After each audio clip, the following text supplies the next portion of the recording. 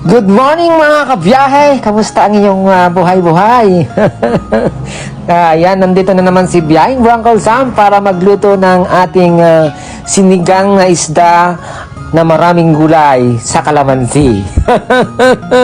O, diba? Napakasarap ito mga kabiyahe. Napakasimple at napakasarap. Napaka-healthy pa mga kabiyahe, di ba? Nagamit lang tayo ng sitaw, silip, palang sa Ilocano, siling haba, gabi, ayan, saka kalamansi, at saka mayroong isda mga kabiyahe, yung bangos. Fresh na fresh!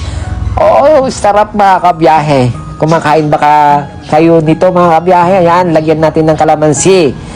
Masarap pala yung kalamansi ang ating pansigang sa isda mga kabiyahe. Hindi lang sa balog, hindi lang kamyas, kundi pwede po yung kalamansi. Ayan, wala kang lansang malalasap, maamoy mga kabiyahe. Ngunit napakasarap mga kabiyahe. Kain na mga kabiyahe. Oh, yummy! Ayan, shout out sa inyo lahat mga kabiyahe.